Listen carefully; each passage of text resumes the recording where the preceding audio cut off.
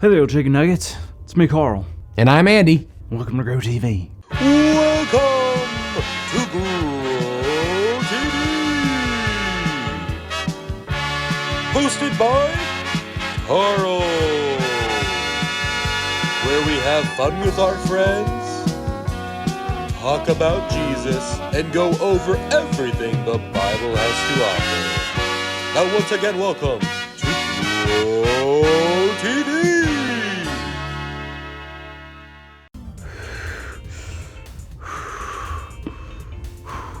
So, Carl, Yes, Andy? what are you doing? Nothing. I'm doing absolutely nothing. Yeah, I can see that. What's with the box? Box? Oh, no, what box? No, this box. It's not, it's just a normal box, Andy. So can I hold it? No! Okay, I'm sorry, but I'm just trying to be really careful because this box is different than any other box. It's unusual to find some so rare. All right, no problem. So what's so unusual about it? Well, I care about this box, and I found something that I never thought I would. Well, you're not talking about the crazy egg, are you? Yeah, I got the crazy egg. Everybody knows that a box of eggs comes with 12 eggs in it, but every once in a while, you'll find one that has an extra egg. A 13th egg. A crazy egg. Crazy egg. Wow, Carl, that's amazing. You must be so happy. Yeah, so happy. I'm so happy. Carl, you seem kind of stressed. What? Me stressed? No, why would you say that? Well, you're doing your stressed out voice where your voice gets all high and loud. What are you talking about? I don't have a stressed out voice. Okay, yeah, maybe I'm a little stressed, but I've always wanted a crazy egg and now I have it, but But what? now I'm afraid of losing it or something bad happening to it. Oh, I guess that makes sense. So what do you say we jump into today's story? I suppose.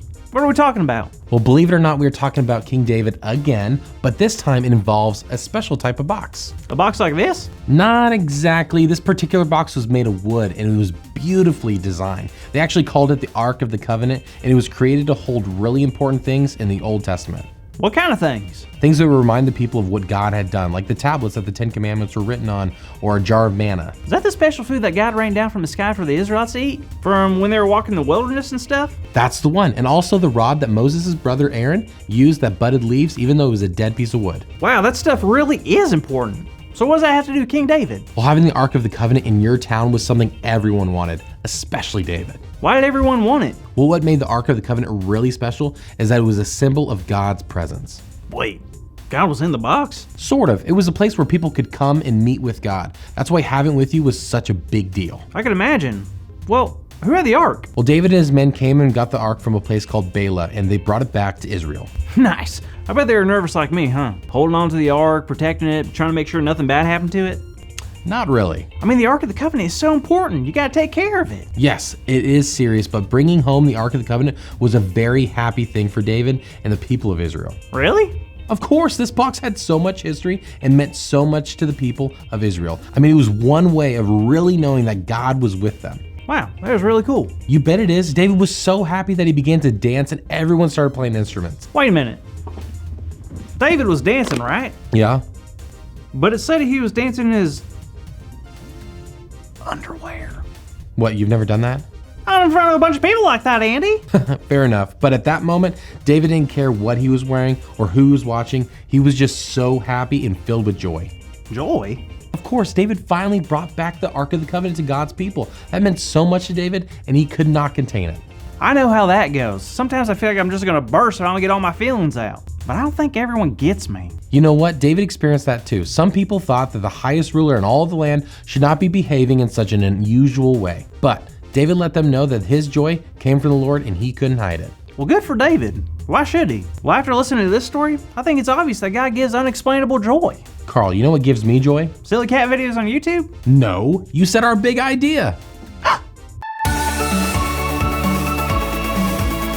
Today's big idea is God gives unexplainable joy. So let's say it out loud on the count of three. One, two, three. three. God gives unexplainable joy! Yeah! Oh yeah! Wow! I'm glad we got to talk, Andy. I'm now truly starting to enjoy this crazy egg. I'm glad too, Carl. You deserve it. Thanks, Andy. I'm really... Oh.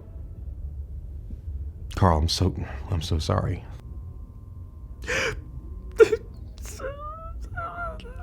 Oh, Carl, don't cry.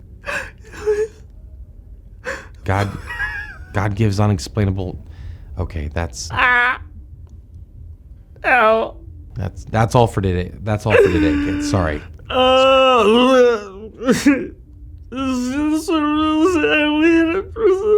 You're not Dad. Oh, Carl, look, it's an omelet with legs. Oh, neat. Carl. See you next week. Thank you for watching, and tune in next week for a new episode of Bro TV.